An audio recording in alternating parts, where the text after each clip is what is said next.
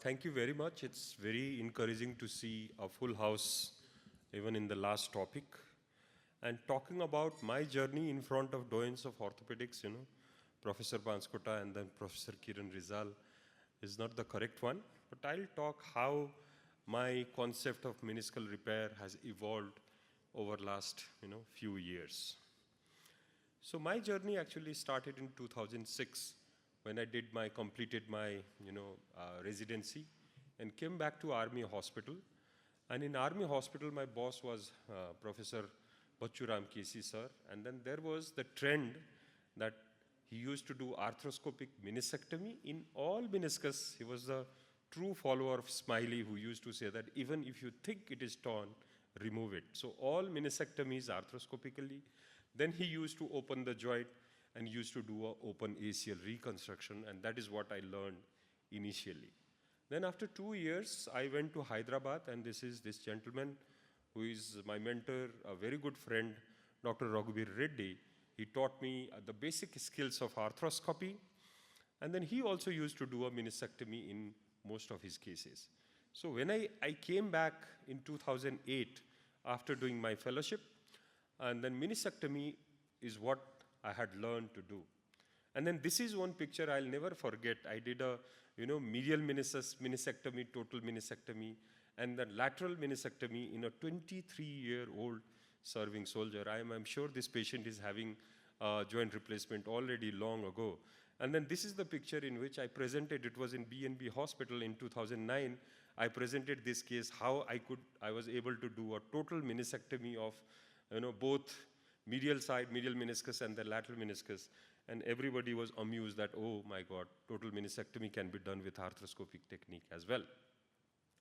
In 2012, up to 4 years, it was all meniscectomy. In 2012, in Army Hospital, I established a separate sports injury OPD. I used to run a Monday and Wednesday, extra time, This was beyond that time.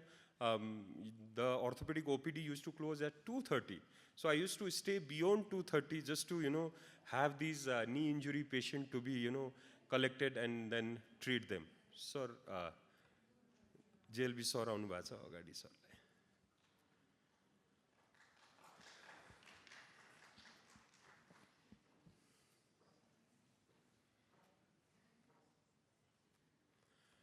So I used to spend more extra time, Meena, you always used to say that you finish at 2:30, but come at hospital, go to your clinic at 5:30 or 7. So I used to spend extra time so that I have enough time to look at this and study and identify what we can do to this patient. And then in 2013, exactly almost 12 years ago, I joined this prestigious, institution, B&B Hospital. I started as a part-time worker in this institution.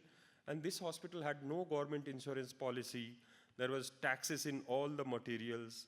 And many people used to refuse meniscal repair because of the cost. So again, meniscectomy was the gold standard for me, even up to, or not very far ago, 10, 12 years ago. So before 2013 is my landmark. Before 13, meniscectomy was the routine for me, and ACL was pinnacle. If you have one ACL in your day, you are a master, oh my God. So everybody is on their tiptoes that we are going to do an ACL reconstruction. Now we do 10, 11 ACL reconstruction in a day. But in those days, one ACL reconstruction, everybody is aware, oh, aaj chahi ACL reconstruction hunla cha yo hospital man. Those were the day when we used to think that arthroscopy is all about the limit is ACL reconstruction in Nepal. Then I had an opportunity to visit Brooks Army Medical College, United States, Texas, for 4 months. And there I met a lot of doyens of arthroscopy. I had, opportunity to work for 1.5 months with the greatest of the Steve Burkhardt of the shoulder surgery that time. But in Brooks Army Medical College, I understood that meniscus has different reasons. There are so many devices. First time I saw all inside meniscal devices been employed in that area, and these areas, the zones of meniscus was judiciously followed into for the repair, all inside, outside in, and then inside out repair. That was my first experience to witness all this meniscal repair. And then when I came back from there, we started going to all the Indian subcontinents, Indian conferences, where we started looking at all the meniscus are being repaired, and then we started feeling like criminals while removing the meniscus, because all type of meniscus were repaired next to our door in India. But the option that time was fast fix only. And those days, 2014-15, it used to cost 32,000. And those days, we used to do our ACL reconstruction for 50,000 only. And this 32,000 is one stitch, one anchor, one repair. So it was extremely costly. Even if you know how to do this, it was not possible because of the affordability. So then I thought that probably what is existing in the nearby country and in the world may not be useful for me, and it's all about adaptation to the situation, in which situation I'm working. So I have to adapt and modify my practice according to that. So I thought that we need to design. That time I wanted to bring one model so that Nepalma त्यो मोडलमा ल्याएर something we can practice भनेर चाहेको थिएँ, but it was not possible. It was so costly. So I went to मेरो यो ल्याबमा गएर, this was आर्मीको ल्याबमा थियो त्यति बेला, बच्चु सरले मलाई हेल्प पनि गर्नुभयो बनाउन. Then we created our own model in which we could do ACL reconstruction, we could do a meniscal repair. And if you remember, this was deployed in our first BNB knee course. Those who have attended first BNB knee course, we conducted a hands-on workshop on the same model I prepared, and this model is still there in our BNB hospital dry lab. So this led us to do a outside-in suture shuttle technique. So in 2014-15, I started practicing this outside-in. Then initially it was all superior. Then we started doing a circumferential compression of this one. And then we published our, this technique, which is very popular nowadays, not only in Nepal, in India. I met people coming from Kenya, coming from Africa, where the poor countries, they are using this. And then when they come to, I found a person when I was in India, he was buying 100 pieces of this epidural needle just to do this, take back to Kenya and practice this outside-in suture shuttle technique. So this has become gold standard for a very long time in our practice of meniscal repair. But we all know that outside-in technique has its certain limitation. But if you look at the recent systematic review, this is in 2024 June, not even a year ago, then it says that neither all inside out, or outside in repair demonstrated superior biomechanical properties in present literature. So if you do it correctly, there is no need to use all inside device. It can equally be effective if you can use an outside in technique, which is very handy and which is very cost effective and cheap. And from 2025 to 2024, we had done 726 meniscal repair with this outside technique, which was gold standard for a very long time, unless we came with some other modifications. So 726, and because of this circumferential compression, we had very low failure rate. So we had operated upon 42 failures. Some may have gone outside to get it operated, but our failure rate is extremely low. And you can see on your left, there is a relook arthroscopy of some of our cases where these sutures have very nicely synovialized and the meniscus healed. Then era came of root tears. After once we were acquainted with the root repair, then another thing came is the era of the root tears. We started doing meniscal repair more often, and in our initial days, it is the suture post. That was the gold standard of suture post. But the problem with the suture post, it is palpable because it is placed in the anteromedial aspect of the tibia, which is very much subcutaneous, and it was palpable. And then you can see this picture that the post was so much visible from the anterior scene, and the patient will come for a removal of this post. So cost of the implant, whatever it costed, and cost of the removal was again a problematic for this patient. So we thought that we can identify a way in which we do not need to use an implant. Thus we published our technique of implant-free bone bridge fixation techniques, where you don't need an implant, it is low cost, and most importantly, you don't need another surgery for removal of the implant. For a very long time, we used to do this technique. Again, whatever we do, it is already written and published in various literature. This technique was again published in the prestigious arthroscopic technique. So we did 78 of these technique, transosseous modification fixation, but this was little technically challenging, and it added little more time for surgery. And the tunnel coalition was a problem when combined with the ACL reconstruction. Then the era of, all suture anchor came. Everybody started talking about all suture anchor, all suture anchor. But this all suture anchor was again extremely costly. It was not affordable by us when it came with the multinational companies. When Indian companies started making it, the cost became less. When multinational companies started initially, it was extremely out of reach of our patients and our practice. So we thought that the mechanism is equally same. So can't we make a bump of just making by suture? So we made it a make and use all suture anchor. This was our innovation. It was a very cost-effective method of making all suture anchor. And this could be used in the pull-in mode, like I showed some of my live surgeries in the various surgical demonstration I showed, pull-in mode and in push-in mode. So you can use any way, you can make it right on your table and use for various methods of repair of the meniscus. And then you see this make and use anchor was one of the most downloaded paper in arthroscopy technique for a very stretched period of time. I've been communicating with so many people how this can be modified and improved, this make and use all suture anchor. And then this paper, our paper, got a place in the editorial of arthroscopy, where they say that this kind of innovations are coming up from the country which is relatively poor and the third world country. So make and use anchor was very popular in my practice for a very long time. We used in shoulder, we used in knee, we used in soft tissue, but it had some problem because of the size and the length mismatch. Since you make the knot, while introducing it, the length of the anchor used to be bigger. So when you hammer it, some portion of this one is out of the tunnel itself. So we thought of, we will do some modification on this one. Then came the AJ Anchor 2, which is made by my very good friend now, the Suture Planet, Umesh Swarnakar. And this is the modification. He made me number 8 ethibond. And this number 8 ethibond is loose so that you can pass up to 2 sutures through the core of this ethibond.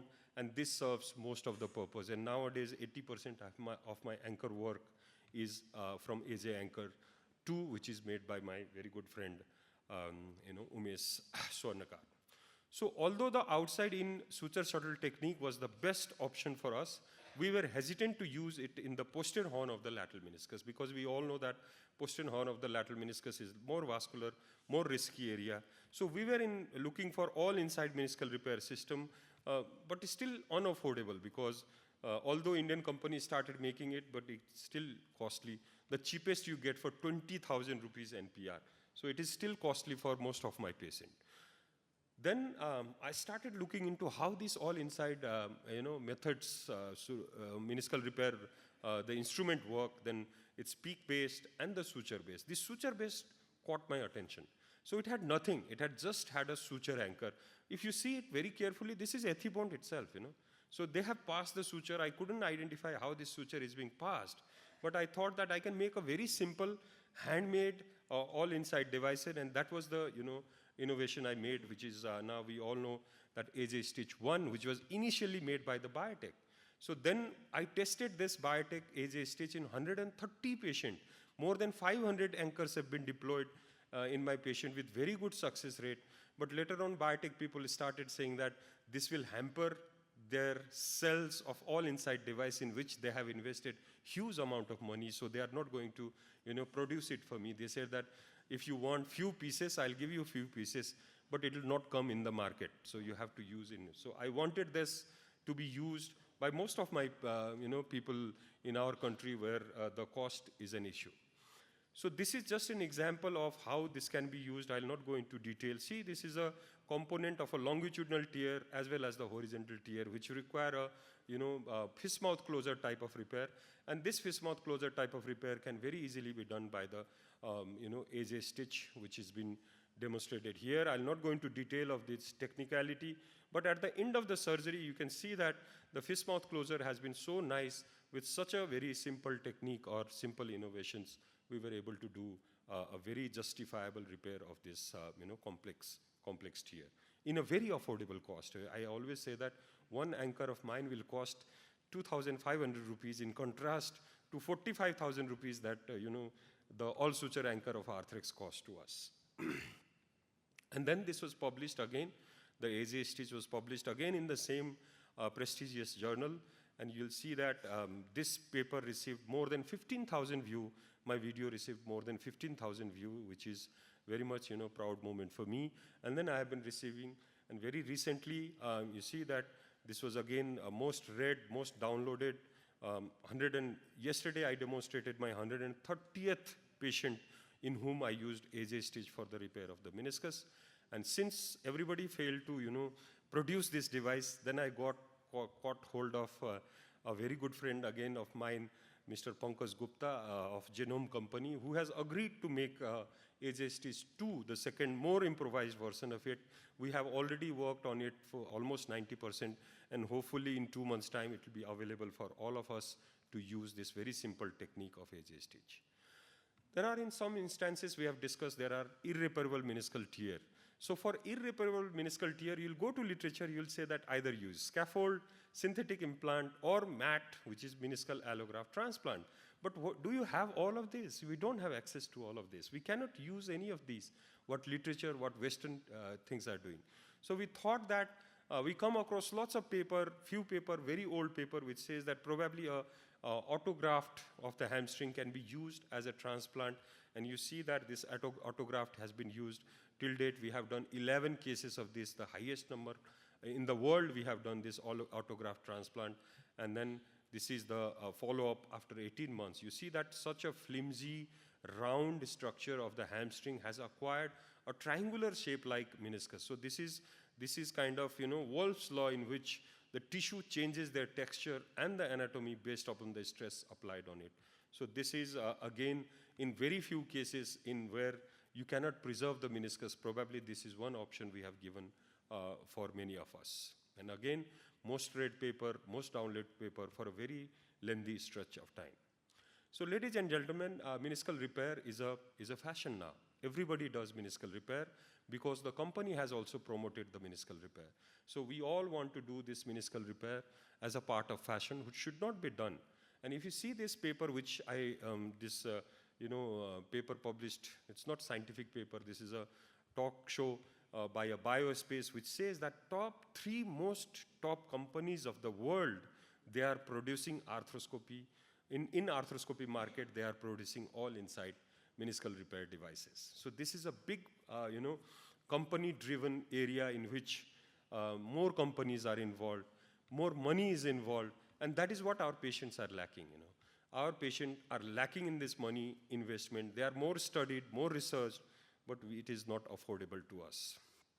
So our modification till date that we have done in meniscus have helped us handle all this situation. We have identified a cheaper way of doing the same thing, little difficult way, but still a cheaper way.